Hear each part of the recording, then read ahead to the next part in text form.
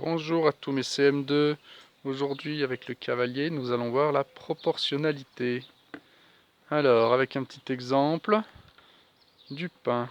Si on va chez le boulanger et qu'on achète 2 pains, le boulanger va nous demander 4 euros. La question suivante, c'est si j'achète 3 pains, combien je vais devoir payer? Eh bien, on va utiliser la proportionnalité. Il y a plusieurs méthodes. La première qu'on va voir ensemble, c'est le coefficient de proportionnalité. C'est un mot compliqué, mais vous allez voir, c'est très simple. Le coefficient, il est entre ces deux nombres-là, que l'on connaît déjà, entre le 2 et le 4. Quelle multiplication je peux utiliser pour passer de 2 à 4? C'est très simple, c'est x 2. 2 fois 2, ça fait bien 4. Eh bien, on va faire le même calcul pour le 3. 3 fois 2, ça nous donnera 6. Les 3 pains vont coûter 6 euros. On peut mettre ça dans un tableau, on utilise beaucoup de tableaux pour la proportionnalité. Une ligne pour les pains, une ligne pour le prix. On a vu que 2 pains coûtaient 4 euros. Et on a vu qu'entre le 2 et le 4, on avait un coefficient. On va le faire comme ça parce qu'on passait de 2 à 4. Donc on descend dans le tableau, on descend et on fait x2.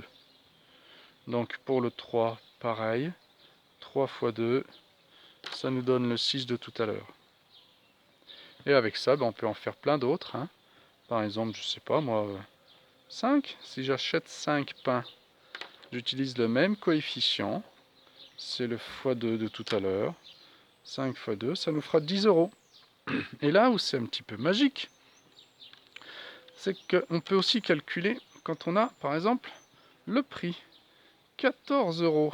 Combien de pains je vais pouvoir acheter? Alors attention là, vous voyez, on va remonter. Tout à l'heure, avec le vert, on descendait. On descend, on descend. Attention, ici avec le rouge, on va remonter. Eh bien en fait, ce sera l'inverse. Pour descendre, je faisais x2. Et bien, pour remonter, je vais diviser par 2. Tout simplement. Donc 14 divisé par 2, ça fait 7. Si j'ai 14 euros, je pourrai acheter 7 pains. Vous pouvez vérifier avec les autres. 10 euros. Si je remonte, je vais diviser par 2. Et j'arrive bien à 5. 6 euros. Si je remonte, je divise par 2, j'arrive bien à 3. Voilà. Donc c'est un tableau de proportionnalité où on a utilisé un coefficient. C'est celui-là. Dans cet exemple, c'est 2. Donc soit x2 pour descendre, soit divisé par 2 pour remonter. Quelquefois, c'est d'autres coefficients. x3, x5, x10. Mais ici, c'était x2. Voilà pour la proportionnalité. En tout cas, c'est l'introduction. Allez, bon courage, portez-vous bien.